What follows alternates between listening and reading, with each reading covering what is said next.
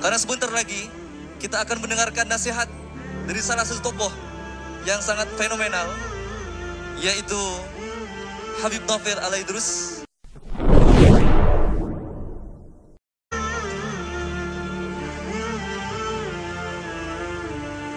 Bismillahirrahmanirrahim. Alhamdulillahi Rabbil Alamin. Allahumma salli wa sallim ala Sayyidina Muhammadin miftahi babi rahmatillah ajada ma fi ilmillah salatan wa salaman daimaini bidawami mulkillah wa ala alihi wa sahbihi.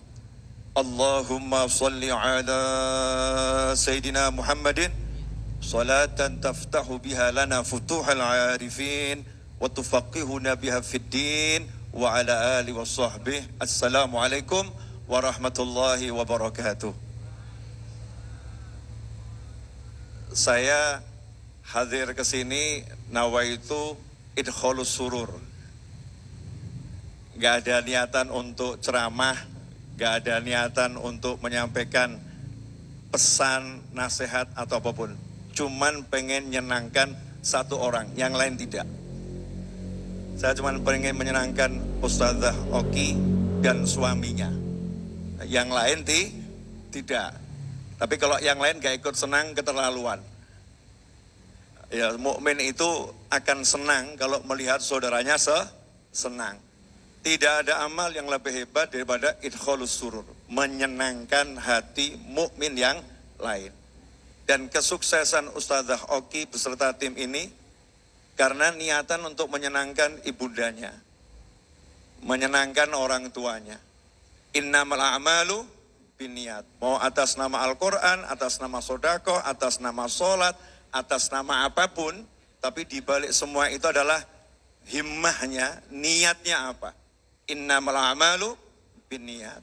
Dan saya lihat salah satu niatnya adalah menyenangkan sang ibunda dan ingin memberikan sesuatu kepada ayahanda di alam barzah sana. Nah, untuk teman-teman yang udah hafal Al-Quran, saya mau kasih satu resep boleh? Ya. Menghafal itu mudah, menjaganya yang susah. Ya, menghafal itu mudah, terbukti antum sudah bisa menghafalnya dengan mudah. Menjaganya itu yang tidak mudah, menjaga hafalan. Nah, di balik semua itu ada satu hal, bagaimana caranya kita bisa mendapatkan asrarul Quran, rahasianya Al-Quran. Dan asrarul Quran ini, rahasia Al-Quran tidak bisa dicari. Ya, nggak bisa dicari karena sifatnya mauhibah, karunia dari Allah Subhanahu wa ta'ala. Kalau al-ilm bita'allum, ya kalau ilmu memang kita dengan belajar. Tapi kalau yang namanya hikmah ilahiyah ini, hikmah dari Allah Ta'ala, itu cuma satu syaratnya, seperti yang diperoleh habrul ummah Sayyidina Abdullah bin Abbas radhiyallahu ta'ala anhuma, sepupu Nabi Muhammad sallallahu alaihi wasallam. Sayyidina Abdullah bin Abbas itu menjadi ahlul Quran yang paling utama, menjadi bukan lagi ahli tafsir, tetapi ahli ta'wil, folk tafsir. Ada tafsir Al-Quran, ada ta'wil Al-Quran. Ta'wil ini di atasnya tafsir. Nah, ta'wil ini sifatnya mulham minallah. Alhamahullah. Allah memberinya ilham dari Allah Subhanahu wa ta'ala. Dan bagaimana caranya Sayyidina Abdullah bin Abbas mendapatkan ilmu ta'wil, mendapatkan ilmu menakwilkan Al-Quran? Ternyata caranya bukan karena beliau rajin baca Al-Quran, meskipun itu iya beliau lakukan. Bukan karena beliau hafal Al-Quran, meskipun itu iya beliau lakukan. Tetapi cara yang paling utama adalah khidmah, melayani Nabi Muhammad sallallahu alaihi wasallam. Bi khidmati ahlin Nabi sallallahu, karena Sayyidina Abdullah bin Abbas itu selalu mendampingi Nabi Muhammad SAW. Suatu ketika dalam kitab Sahih Bukhari dan kitab-kitab Sahih yang lain, Nabi Muhammad SAW itu kalau mau wudhu, para sahabat menyiapkan wudhu, air yang digunakan untuk berwudhu. Karena dulu belum ada keran di dalam rumah, ya belum ada tempat wudhu dalam rumah, maka disiapkan air untuk Nabi Muhammad sallallahu alaihi wasallam. Sahabatnya Nabi ini jadi pelayannya Rasulullah. Ashabun Nabi banyak yang yakhdum, khidmah pada Nabi Muhammad sallallahu alaihi wasallam. Ada yang tugasnya pegangkan sandal, ada yang jaga di depan pintu rumah Nabi Muhammad sallallahu alaihi wasallam. Ada yang tugasnya membangunkan Nabi meskipun Nabi sudah terbangun. Sayyidina Bilal radhiyallahu taala anhu ya selalu mengetuk pintu rumah Nabi, as-shalah, as-shalah. Wahai Rasulullah, waktunya salat.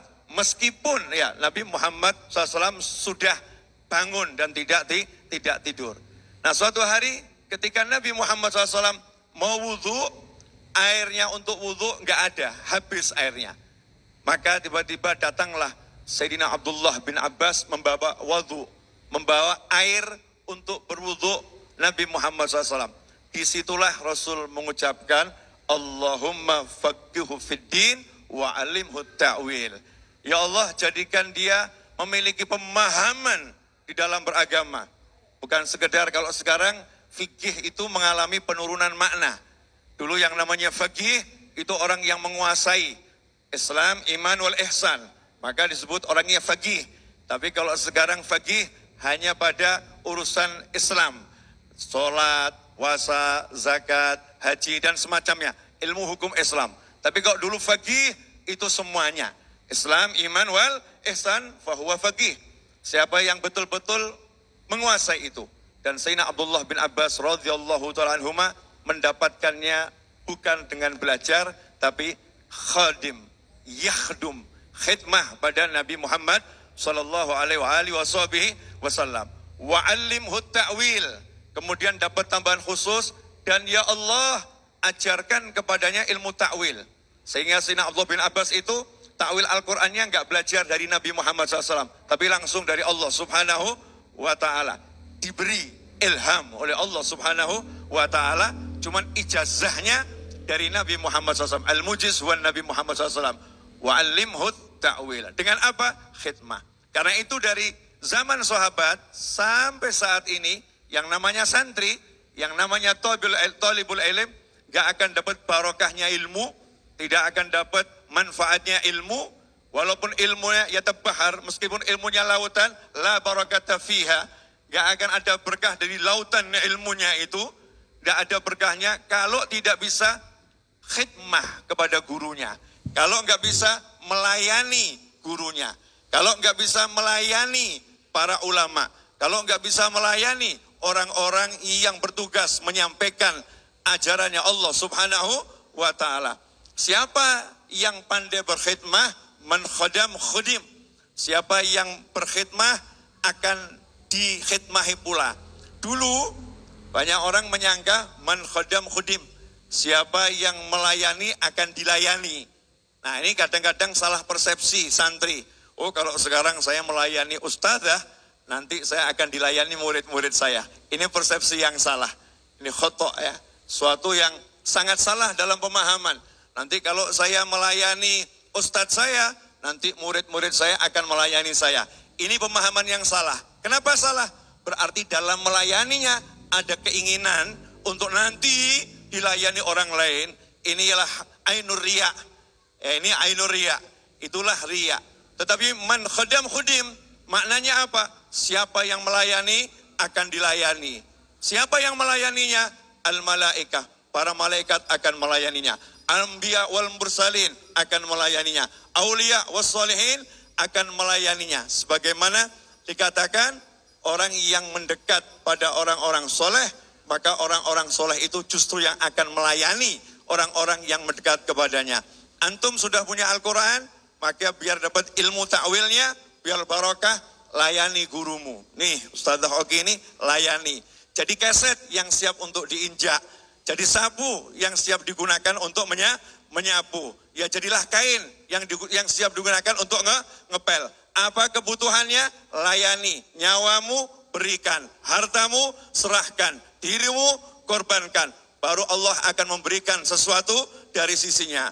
Sesuatu itu kalau nggak ada pengorbanan kepada yang menuntun kita, bimbing kita, nggak dapat apa-apa. Dahulu sebagai akhiran waktu saya belajar, karena saya nggak ada jadwal ceramah Ustaz. Afwan. Lau takallamna labud al-aqal sa'atain. Saya ini kalau bicara minimal 2 jam. Minimal gitu ya. Masalahnya tadi saya nggak ada jadwal ceramah. Jadwalnya memang betul-betul hadir ya di majelis ini. Majelis saya semalam di Solo itu selesai jam setengah 11. Rutin tiap Jumat malam Sabtu. Kemudian saya terima tamu sampai jam 2 malam. Ya, kemudian persiapan jalan jam setengah 3 malam saya jalan nyupir. Ya, dari Solo sampai Jakarta. Selesai, saya transit sebentar, mandi di tempat yang saya bisa mandi, terus cari sarapan, jalan ke sini. Cuman lihat ini seneng gitu ya, senang. Nggak ada niatan yang lain. Tapi kalau disuruh ceramah, 2 jam. Nah, tapi ini ceramahnya singkat, singkat. Saya mau ngasih pesan. Dulu waktu saya berguru, itu setiap kali saya lihat wajah guru saya katakan, ya Allah, ambil nyawa saya, berikan untuk guru saya. Ya Allah, ambil nyawa saya, berikan untuk guru saya. Itu yang saya katakan. Saya lihat guru saya pandang wajahnya, dan saya nggak lihat yang lain. Lihat guru saya, yang lain itu nggak ada. Itu baru nanti namanya dapat ilmu. Minas sudur ilas sudur, dari hati ke hati. Sekarang ini Masya Allah orang cari ilmu, jangankan nyawanya, fulusnya diminta sedikit, udah dikatakan, gurunya mata duitan, ingin dunia, dan lain sebagainya. Nu'til, kita memberikan nyawa kita untuk guru kita, itu belum ada apa-apanya. Li'annal ulama warathatul anbiya. Para ulama itu pewaris para nabi. Dan para nabi ini yang punya khizanatullah, yang punya karunia-karunia Allah subhanahu wa ta'ala. Dan super terakhir, kalian gak akan bahagia kalau tidak bisa menyenangkan orang tua kalian. Enggak akan bahagia. Tidak akan sukses kalau enggak birrul walidain. Jangan kalian kira musibah di sana, musibah di sini karena syaribul khamr, karena orang minum khamr. Orang minum khamr di Jakarta saya enggak lihat. Saya di Jakarta enggak lihat orang minum khamr. Zina di Indonesia saya enggak pernah ketemu orang zina. Di luar negeri saya enggak lihat orang zina. Judi online enggak kelihatan orang yang berbuat judi. Tapi kalau maksiat yang satu ini minal kabair, dan pelakunya ada di setiap rumah.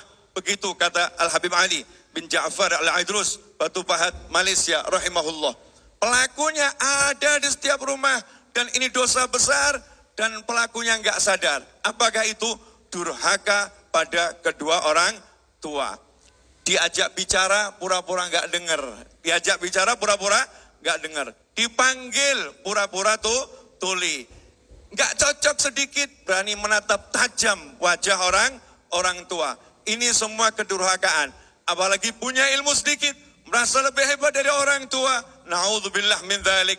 Ini anak yang durhaka. Yang lebih ngeri lagi, di hadapan orang tua, merasa punya harta, merasa punya nama, merasa punya sesuatu. Di hadapan orang tua, anak ini durhaka dalam pandangan Allah subhanahu wa ta'ala. Maka kalau pengen barokah, yaitu caranya. 1, khidmah sama guru. Yang kedua, betul-betul berbakti sama orang tua. Dari semua kalimat yang paling menarik saya, kalimat terakhir Ustazah Ogi tadi. Semoga yang saya lakukan ini membuat almarhum ayah saya bahagia. Karena dulu saya waktu ceramah, saya ini kan belajar agama. Dari SMA, saya itu SMA ya alhamdulillah ranking 1, 2, 3, 20. Semua saya jelajah. Waktu saya ranking 20 tuh Ustaz Khalil, itu karena saya udah malas jadi ranking 1. Saya bilang sama teman-teman saya, 1, 2, 3 udah biasa, saya pengen ngincipin ranking 20. Ya saya nggak mau belajar, saya mau tidur aja. Saya mau tidur saja. Kemudian tiba-tiba saya nggak boleh kuliah sama ibu saya.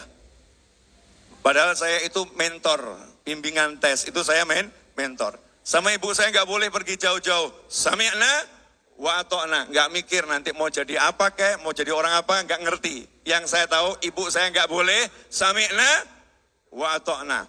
Tiba-tiba Allah kasih jalan yang lain, ya izin ke pesantren sebentar, diizinkan. Baru nyantri 6 bulan dipanggil pulang sama ibu saya. Di pesantren saya belajar Darul Lughah wa Da'wah, tempat abunya Hasan Baharun yang insya Allah nanti 11 September hall di Istiqlal, itu tidak boleh berhenti kecuali kalau udah 12 tahun, 10 tahun. Alal agol, saya 6 bulan izin pulang karena diperintah ibu. Waktu saya mau izin, beliau lagi tengkurap, lagi pijat, ba'dal isya. Saya sampari, Buya, nasta'adzin. Saya minta izin, mau pulang nggak balik lagi. Karena dipanggil ibu saya. Noleh mengatakan, irji yakfik walakal barokah. Pulanglah sudah cukup, berkah menyertaimu. Apakah karena hebatnya saya belajar? Bukan, tapi karena saya niat betul menyenangkan orang tua. Kemudian saya ketemu dengan seorang ustadz. Ustadz, saya mau nanya ini. Saya ini kalau kemana-mana kok riak ya? Kenapa kamu riak? Saya tuh niatnya biar jadi orang terkenal. Biar nanti semua orang lihat saya, kemudian ibu saya akan mengatakan, itu anak saya. Ayah saya akan mengatakan, itu anak saya. Saya itu pengen terkenal, tapi tujuannya itu. Biar nanti ibu saya itu senang, biar bapak saya senang. Itu termasuk riya atau tidak? Maka jawabannya Ustadz tadi, la riya'a fi birril walidain. Nggak ada riya dalam niatan menyenangkan orang tua. Dan alhamdulillah hari ini saya diundang ke sini. Karena apa? Ustadz kampung diundang ke ibu kota.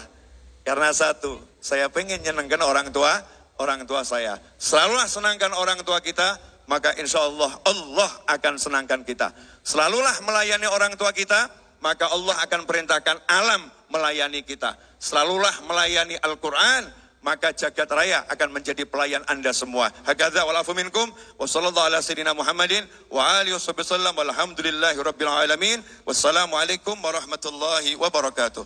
Waalaikumsalam warahmatullahi wabarakatuh. Terima kasih kami ucapkan kepada Habib Novel rahimahullah. Semoga nasihat yang tadi sampaikannya menjadi ilmu bagi kita semua. Amin amin ya rabbal alamin.